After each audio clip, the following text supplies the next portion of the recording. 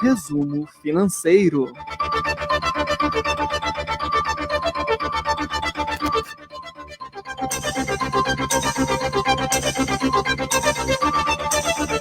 Muito bem, estamos aqui, eu e meu amigo professor Rodrigo Boaventura, com mais um resumo financeiro, né? O seu quadro especial de todas as sextas-feiras aqui, em que nós ficamos sabendo das novidades aí do mercado financeiro. Como vai, meu querido professor Rodrigo? Muito boa tarde. Boa tarde, meu amigo Jorge Luiz, boa tarde a todos os ouvintes e espectadores da Rádio Imperial. Prazer enorme, mais uma sexta-feira, poder estar aqui com você, passando aquele resumo financeiro, né? As principais notícias de economia que teve aí ao longo da semana. O programa hoje está bem interessante, né? A gente vai falar sobre a taxa de juros no Brasil, que caiu. A gente vai falar também sobre a taxa de desemprego nos Estados Unidos, que aumentou, e isso pode ser bom para o Brasil. Também tem uma proposta do governo de corrigir a remuneração do FGTS para 2025, que vai impactar as economias de milhares e milhares de brasileiros. E também temos aquela dica de investimento, né? Já que a taxa de juros caiu, onde é que eu posso estar colocando os meus investimentos para poder render um pouquinho mais. Boa, muito bem. Professor, olha, o Copom corta a Selic pela terceira vez seguida, a taxa básica de juros cai de 12,75% para 12,25% ao ano, professor Rodrigo Boaventura. É um corte de juros que já estava esperado pelo mercado, né? Alguns analistas falavam que ia cortar 0,25%, outros falavam que ia cortar 1%, mas a maioria já estava dando que ia cortar meio ponto percentual.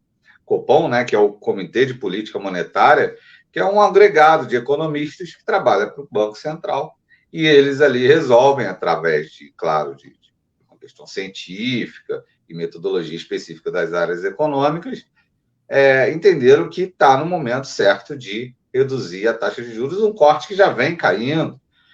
No ano passado, ali nessa época, ano passado, estava em 14%, 14,25% a taxa de juros, né? E já caiu bastante.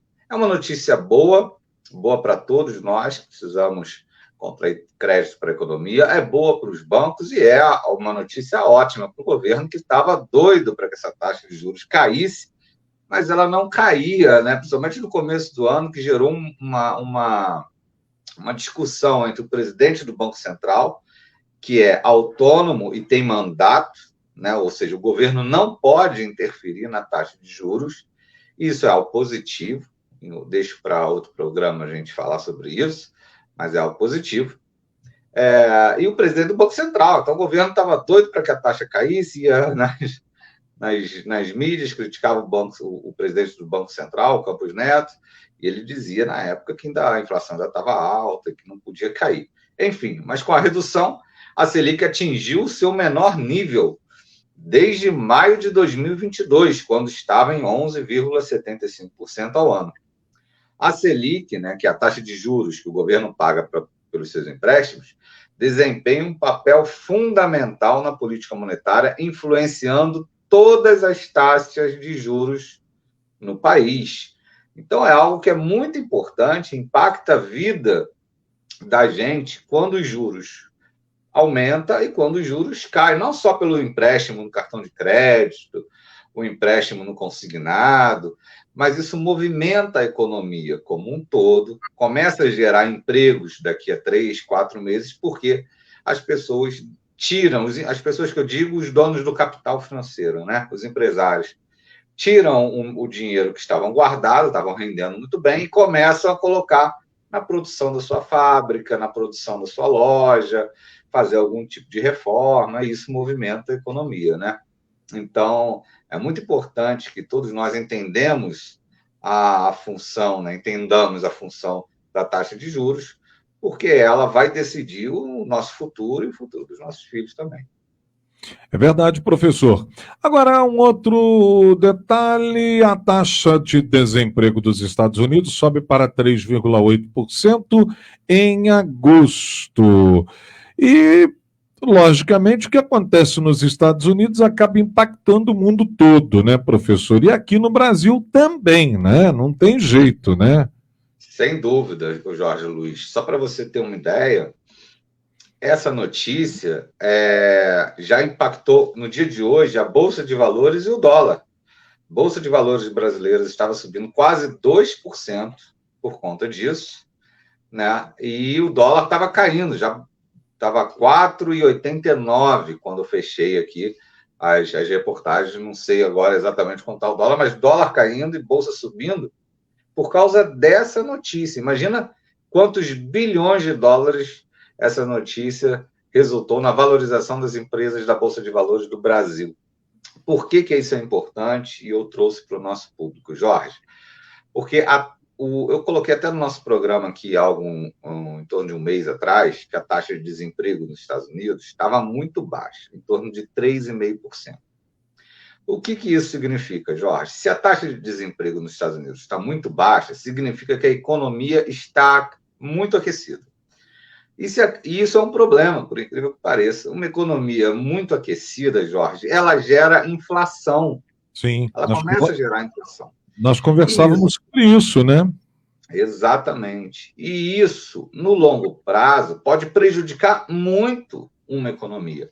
Então, os governos ficam atentos e percebem que quando a economia está muito aquecida, eles precisam colocar uma espécie de freio nessa economia. E o que eles fazem para frear a economia? Eles aumentam os juros. E ao aumentar os juros, as pessoas investem nos títulos do Tesouro americano, né? Também tem no Brasil, a dinâmica é a mesma. Com isso, ele retira dinheiro da economia, o governo retira dinheiro da economia e guarda. Se tem menos dinheiro na economia, tem menos crescimento. Se tem menos crescimento, tem um pouquinho mais de desemprego. E o resultado surtiu efeito da política monetária dos Estados Unidos. Eles aumentaram muito os juros, justamente para frear um pouco a economia e aumentar um pouco o desemprego, e com isso controlar a inflação. E por que essa política impactou aqui hoje no Brasil, né? Resultou na subida da Bolsa, na queda do dólar? Porque os investidores brasileiros percebem que os juros nos Estados Unidos vão parar de subir e provavelmente vão começar a cair. Então, se os juros nos Estados Unidos começam a cair, lá naquele país fica menos atrativo colocar dinheiro e os investidores começam a buscar outros mercados, inclusive a Bolsa Brasileira. Isso significa que a Bolsa Brasileira provavelmente subirá nos próximos meses. Vai ter mais investimento no Brasil, o dólar provavelmente cairá. E aí os agentes de mercado se antecipam a esse movimento, compram o máximo de ação possíveis, né, agora, esperando uma valorização nos próximos meses para poder vender.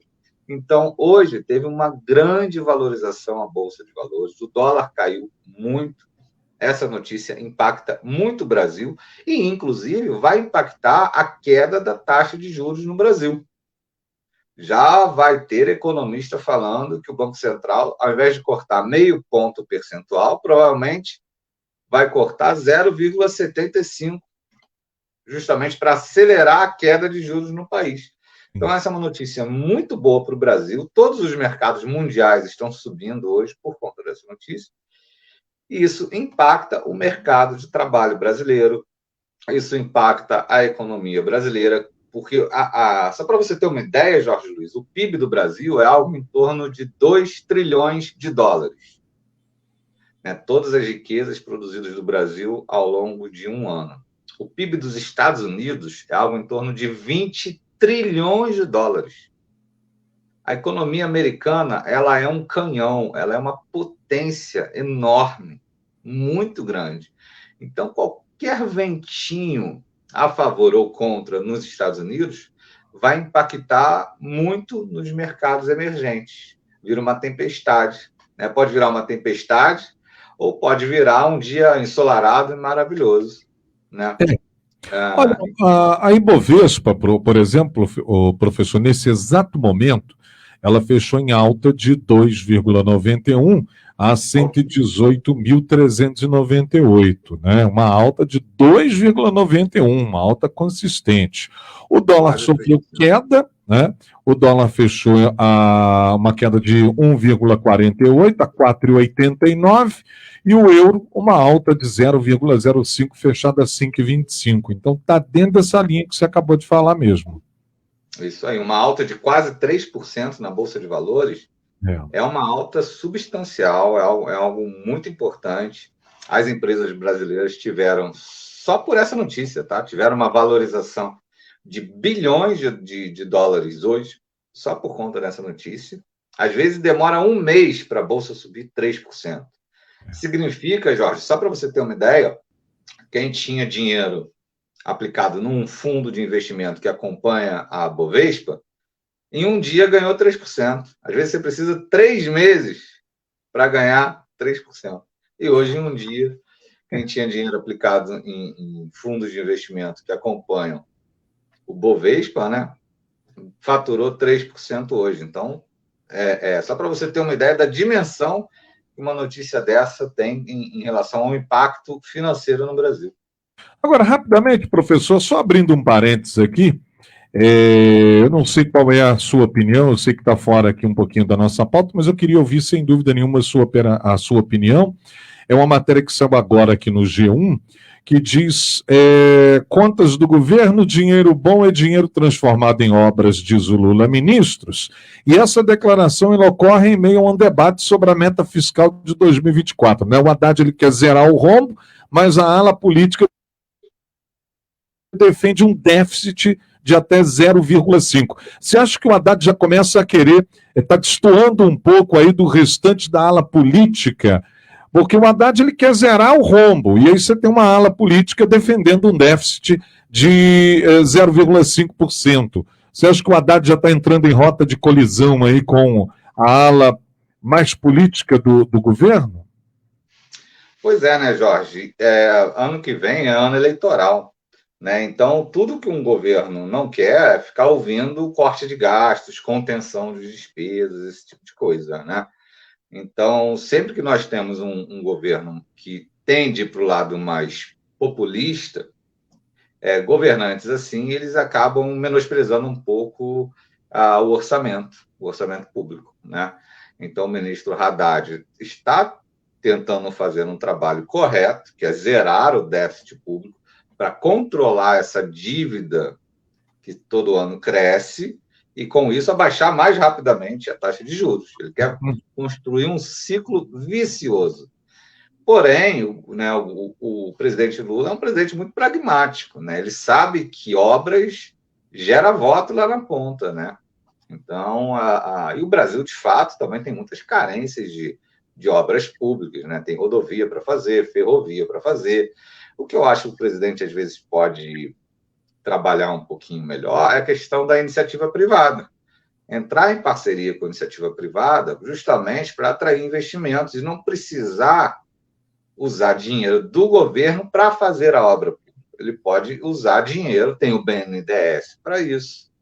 Né? Ele pode usar dinheiro privado, né, para construir uma estrada, essa estrada ser privatizada, assim por diante. Então, isso gerou, sim, um clima de tensão. Se não tivesse essa notícia dos Estados Unidos em que o desemprego subiu, provavelmente a Bolsa cairia com essa declaração do presidente Lula, esse atrito, né, de ideologia entre o presidente Lula e o ministro Haddad. Mas como essa notícia foi tão importante, tão positiva para os mercados, a Bolsa de Valores ignorou essa declaração do presidente Lula e os agentes de mercado estão apostando que a Bolsa de Valores subirá nos próximos meses, porque se o desemprego nos Estados Unidos continuar subindo, o governo americano vai ter que abaixar a taxa de juros e, ao abaixar a taxa de juros, muitos fundos de investimento vão tirar o dinheiro dos tesouros americanos e vão colocar nas bolsas de valores, né, de países emergentes, principalmente como o Brasil, que é um país seguro para se investir. Então, eles estão se antecipando porque eles estão vendo lucro lá na frente. Mas é um debate interessante para os próximos meses,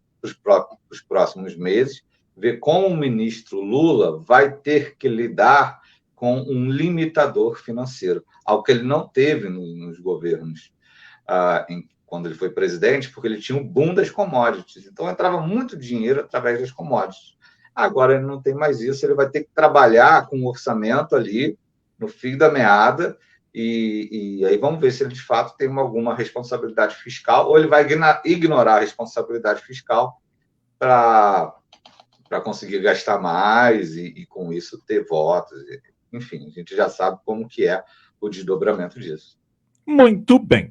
Agora, professor, você já tinha adiantado no início do nosso programa. Quer dizer que o governo está propondo corrigir o FGTS pela poupança, não a partir de 2024, no ano que vem, mas 2025, né? Porque o índice que corrige o FGTS, ele é menor do que do que a poupança, né? É a inflação. O índice que corrige o FGTS, na última alteração, é a inflação. E aí, o que acontece? O FGTS, né, o Fundo de Garantia por Tempo de Serviço, é um dinheiro, é uma coisa muito esquisita, né, Jorge? Porque é um dinheiro que é descontado do salário dos trabalhadores. É uma poupança obrigatória. Então, desconta-se ali 8% do salário dos trabalhadores, dá um salário ali por ano, mais ou menos. Desconta-se esses 8% e esse dinheiro fica retido na Caixa Econômica Federal. Ou seja, o governo tira um dinheiro do seu salário e coloca no banco em que ele quer. E paga uma remuneração que ele quer. Você não pode escolher a aplicação financeira para o seu FGTS, por exemplo. Você não pode nem escolher não ser descontado, né? O que é uma espécie de paternalismo. Porém, o governo usa essa poupança forçada para fazer suas políticas públicas. É um dinheiro que fica na conta do governo.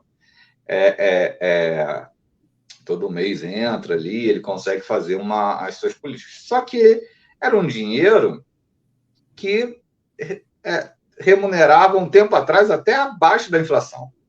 Aí ficou meio escandaloso, passou a remunerar a inflação mais taxa de referência, mais TR. E agora está uma briga, uma luta para poder remunerar o trabalhador pela poupança, que nem é o melhor investimento. Esse dinheiro do FGTS podia ser remunerado pela taxa Selic, por exemplo, que é a taxa de juros básica. Ajudaria até o governo a baixar a taxa Selic. Seria até uma política interessante, ao invés de remunerar pela poupança, remunerar pela taxa Selic, né? Só que nem isso. Então, o governo tenta um acordo aqui junto ao Supremo Tribunal Federal,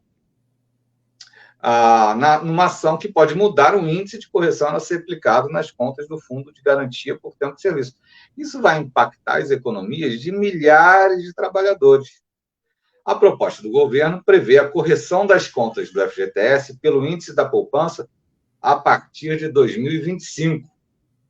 Em 2023 e 2024, os cotistas teriam direito à distribuição integral do lucro anual do fundo, tendo como piso de rendimento a inflação oficial medida pelo IPCA. A proposta ainda vai ser levada aos ministros do STF. A mudança na remuneração das contas do FGTS valeria apenas para os novos depósitos. Os antigos continuam com aquela taxa bem baixinha. A Corte daria prosseguimento ao julgamento na próxima quarta-feira, mas as centrais sindicais pediram que ela seja retirada, né, de pauta. A ideia é que o assunto seja retomado dentro de 30 dias, a fim de garantir tempo hábil às negociações com representantes do Ministério do Trabalho, da Caixa Econômica Federal e da Advocacia Geral da União. Então, você vê, né, um assunto tem que ir para o Supremo Tribunal Federal para discutir como que vai ser remunerado. O trabalhador não pode escolher a aplicação que ele quer, ele não pode escolher nem o banco onde isso vai ser guardado, ele não pode escolher nada, ele não pode nem resgatar um dinheiro que é dele, olha que loucura, né? eu deposito, eu tiro um dinheiro obrigatório do seu salário e você só terá acesso quando você for demitido, por exemplo, em caso de uma catástrofe, algo assim do tipo, né? E às vezes a pessoa é demitida por justa causa, ela nem consegue acessar um dinheiro que é dela, né? E às vezes, professor, ainda tem um detalhe: se a pessoa pede também para sair do emprego, pede as contas, digamos assim, como eles falam, ele também não tem acesso, porque se ele está pedindo, ele não consegue retirar. Fica preso também. Né? Bem lembrado. Isso acaba gerando uma multidão, né, uma quantidade enorme de fraudes no sistema, porque a pessoa quer ser demitida, é ruim para o trabalhador e ruim para o empresário. Porque às vezes a pessoa quer ser demitida, mas não quer perder o FGTS. Aí o que ela faz? Aquele famoso acordo informal. Porque tem uma multa sobre a FGTS. Aí o empregador demite a pessoa saca o FGTS e a multa o trabalhador devolve para a empresa, algo que não pode, né? Mas acabam tendo um enxame de fraudes, né? Por isso, centenas de pessoas que já fez esse tipo de coisa. Ou então o trabalhador fica com vergonha de pedir um acordo e acaba trabalhando mal, fica trabalhando mal 1 mês, 2 meses, até ser demitido. Forçando, né? Para poder ter acesso ao FGTS, né? Então é ruim para o empregador, é ruim para o empregado, é ruim para o governo, que acaba gerando fraudes no sistema, né? Então eu acho que isso deveria ser revisto. Tudo bem, às vezes o brasileiro ainda tem pouca educação financeira, mas assim, às vezes tem gente que acha necessário uma poupança obrigatória como o FGTS, né? Mas eu sou a favor de uma educação financeira em que a pessoa receba 100% do valor do seu salário, né? E aí ela decida se ela quer fazer uma poupança ou ela quer gastar mal o dinheiro dela. Aí vai da responsabilidade de cada um. Eu defendo isso, né? Mas muita gente acha que tem que ter essa poupança obrigatória para quando o trabalhador for demitido, ele não ficar 100% desamparado, ter algum dinheirinho ali guardado para resgatar ele numa situação difícil. Bom, antes de nós irmos para o conta investimento e para o cheque especial na sequência, eu vou passar uma missão para você, professor, 2 temas que eu gostaria, não sei se para o próximo programa daria tempo ainda, ou para o outro, da outra semana, não sei. Mas 2 questões que seriam interessantes a gente voltar a tocar aqui no programa, para sabermos a que cargas d'água anda. Uma delas seria a correção do imposto de renda, se isso está parado, né? Se isso está parado, como as coisas estão, porque nós falamos logo no início do ano, nós falávamos que se alguma coisa não fosse feita, uma atualização, daqui a pouquinho, por exemplo, pessoas que ganham 1,5 salário já iam pagar imposto de renda. Então, a que cargas d'água andam essas negociações? E uma outra, professor, que seria interessante também nós trazermos para os nossos ouvintes, seria a atualização do valor do MEI, né? Então, uma cota muito pequena também, né? Nós até já tocamos isso nesse assunto também aqui no programa, se o governo vai, de fato, atualizar, porque ficou para esse ano, ninguém falou mais nada, e também se isso não seria para 2024. Então, seriam 2 medidas importantes do governo, né, que iria afetar os trabalhadores que ganham menos, né? Eu diria, por exemplo, um microempreendedor individual, né? Ele teria condições de uma capacidade maior para estar negociando e investindo no seu pequeno negócio, seria a questão do MEI, e a questão do imposto de renda, que seria mais dinheiro por trabalhador. Então vamos ver se nos próximos programas, professor, te passando essa missão aí, para ver se a gente consegue tocar e dar uma solução aí, né, para os nossos ouvintes, a que cargas d'água andam essas negociações. 2 negociações importantes, né? Bem lembrado, Jorge. Vou pesquisar sobre isso, mas se não me falha a memória, está parado na questão da reforma tributária. que iam votar depois da metade do ano, o negócio parou, a gente já está entrando em dezembro, não vai ter reforma tributária esse ano, né? Talvez tenha no começo do ano que vem, né? E aí, tendo no começo do ano que vem, isso provavelmente fica para 2025, né? Mas já era para ser revisto, sim, principalmente a questão do MEI, que está parado há mais de 10 anos, um valor de R$80 mil. É muito baixo. Para quem é prestador de serviço, não é um valor muito baixo, porque uma manicure, um cabeleireiro movimentar R$81 mil por ano, ele vai ter um bom salário ali.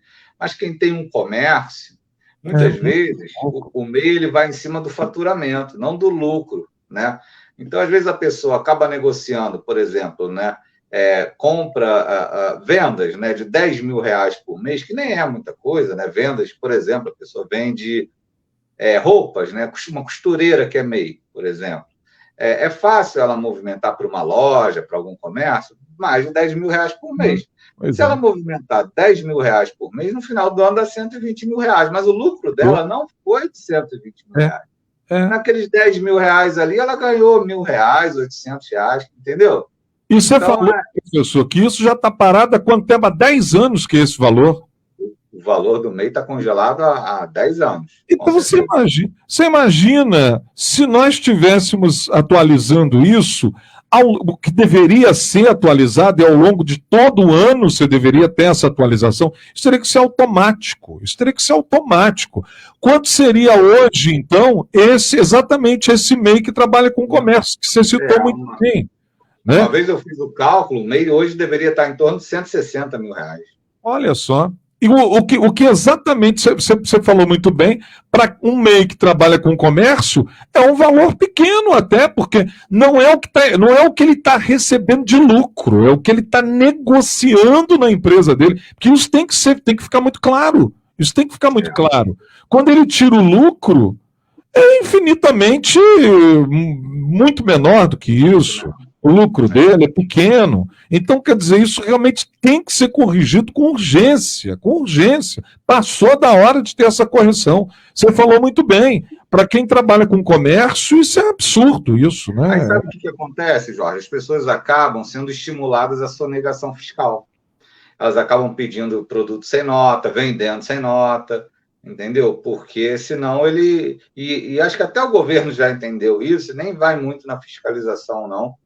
Porque sabe que hoje a maioria dos MEIs estão começando a ficar, principalmente quem trabalha com comércio, começa a ficar desenquadrado da taxa fiscal. Sufocado. Vamos para o conta investimento. Conta investimento. Pois é, professor, olha, como investir com a Selic a 2,25 ao ano, professor? Pois é, Jorge Luiz, a gente já viu hoje o movimento da Bolsa de Valores, né? Subiu forte. Muito por conta dos investidores institucionais, como fundos de investimento, menos em relação à pessoa física. Mas os fundos de investimento de fundos imobiliários começam a ficar mais atraentes, principalmente os fundos de tijolo, que a gente chama, né? Começam a animar analistas que pregam cautela no mercado acionário e indicam setores defensivos, né? A taxa foi para 12,25% ao ano. Você ainda consegue investimentos aí com segurança que vai te dar 1% ao mês, né? Na verdade, líquido dá um pouquinho menos porque tem um desconto de imposto de renda. Mas você tem a mais segura de todas, que é a renda fixa, né? Títulos pós-fixados. Então, você vai investir no Tesouro Selic, o CDI, continuam atraentes. Na minha opinião, eles vão ficar atraentes até 10%, 9,5% da taxa de juros, né? Eles vão continuar ainda com alguma atração. Você tem títulos também pré-fixados, que te pagam uma remuneração fixa, né? Porém, eles flutuam de acordo com a variação do mercado. Então, você tem um CDB pré-fixado, título do Tesouro pré-fixado. Para quem não entende nada de investimentos, eu não recomendo esse. Apesar de você ter a certeza que vai ganhar aquela remuneração até o final, porém, até o final, no meio do caminho, esses títulos são negociados, eles podem cair ou valorizar muito. Então, para quem não entende muito bem, é uma renda fixa que não é tão fixa assim, né? Mas você tem títulos aí atrelados à inflação, né, que estão dando um retorno aí de 6% mais a inflação, o que é muito bom, né? Ou seja, você tem um ganho real do seu poder de compra. O que acontece? Muitas pessoas, principalmente o trabalhador comum, que não entende de investimentos, Jorge Luiz, ele acha que ele está guardando dinheiro para ele ganhar dinheiro. Isso não é verdade. Você não guarda dinheiro para você ganhar dinheiro. Você guarda dinheiro para se proteger da inflação, para manter o seu poder de compra ao longo dos anos. Como é que o Rodrigo ganha dinheiro? Como é que o Jorge Luiz ganha dinheiro? Trabalhando. A gente ganha dinheiro nas nossas profissões. Se você não trabalha no mercado financeiro, esquece, você não vai ganhar dinheiro no mercado financeiro.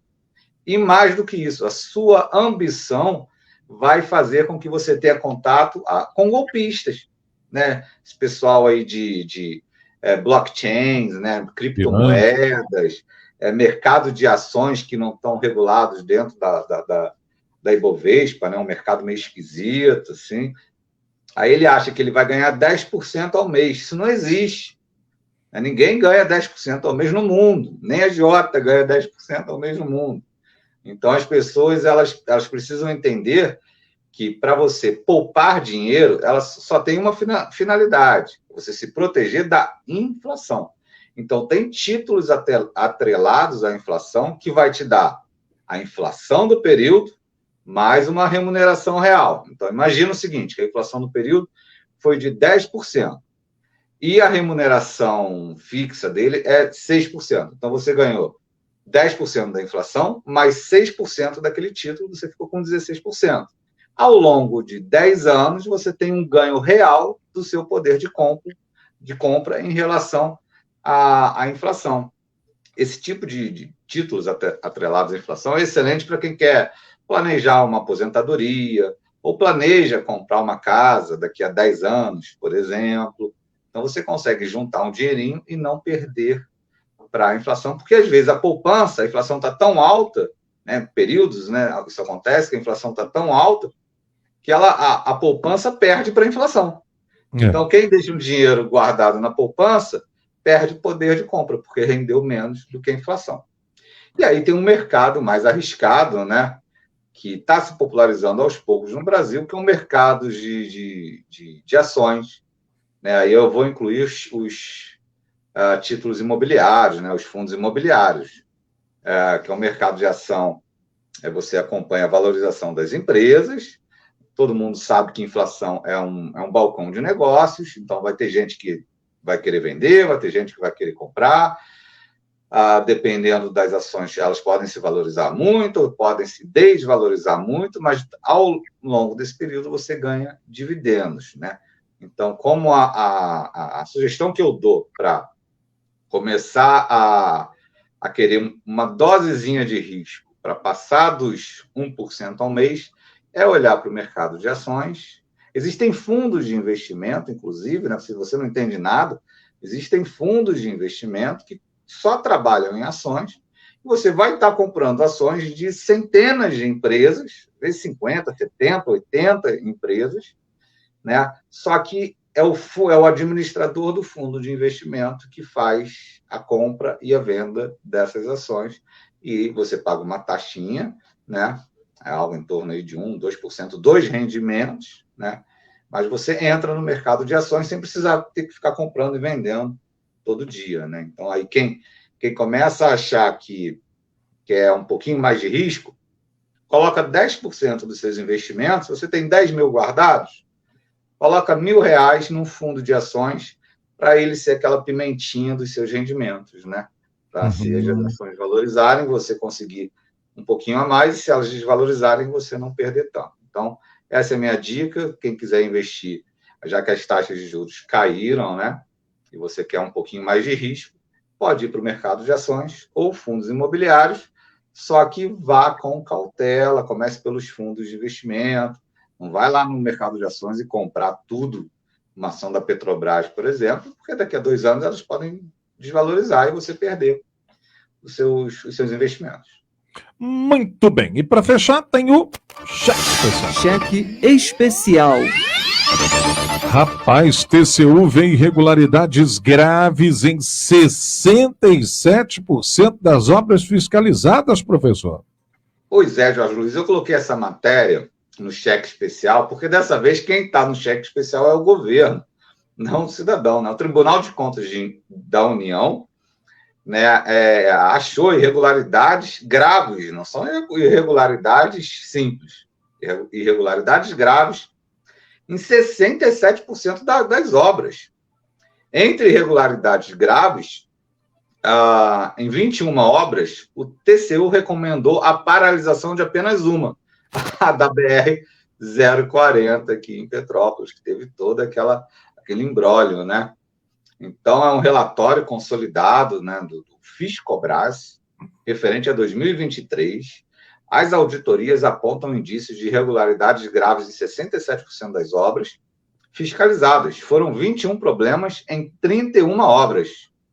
O volume de recursos auditados é de 17 bilhões de reais. As obras estão distribuídas em 15 unidades da federação em todas as regiões do país, né? E durante as fiscalizações foram detectados 92 achados. Desses, 42% estão ligados a contratos, 15% a planilhas orçamentárias e 15% a planilhas orçamentárias e 14% a licitações. Ou seja, nós temos hoje no Brasil quase 70%, né, das obras com irregularidades graves. E quando a gente tem obras, né, tantas obras com irregularidades graves, o Brasil, a gente acabou de ver a declaração, você citou aqui no nosso programa, que o presidente Lula disse que dinheiro bom é dinheiro gasto em obra, né? Só que 70% dessas obras vão ter irregularidades graves. Então, será que dinheiro bom é de fato um dinheiro gasto em obra mesmo? Se tem tantas irregularidades assim, será que a gente não está gastando mal para caramba? Né? Então, dessa vez, o cheque especial vai para o governo, porque uma obra paralisada, como a BR-040, ela causa transtornos de todo tipo. Obras que precisam, que têm superfaturamento, que têm irregularidades em planilhas, que têm irregularidades em licitação, estão sempre sujeitas à corrupção, né? Então, isso custa caro ao Brasil, isso custa muito caro ao Brasil, isso custa caro a gente, porque somos nós, brasileiros aqui, nós, cidadãos, que estamos pagando por essas obras, né? E ainda tem um detalhe, né, professor? Ainda tem um detalhe.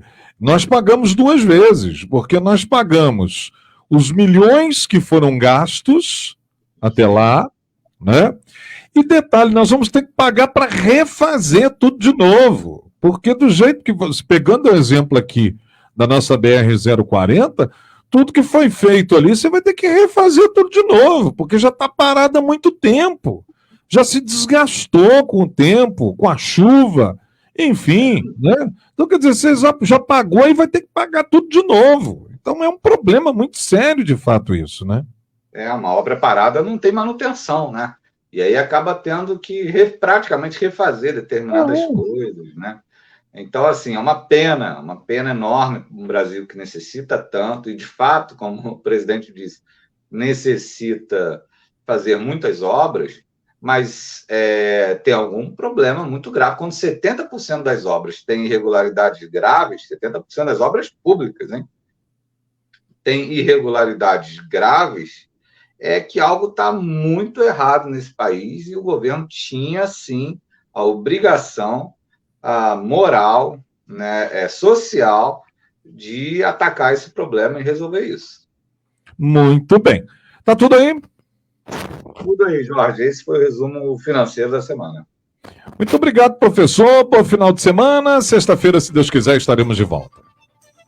Valeu, Jorge Luiz. Bom final de semana para você. Bom final de semana a todos que nos ouvem. Até semana que vem. Se Deus quiser. Intervalo comercial, voltamos já já. ZYJ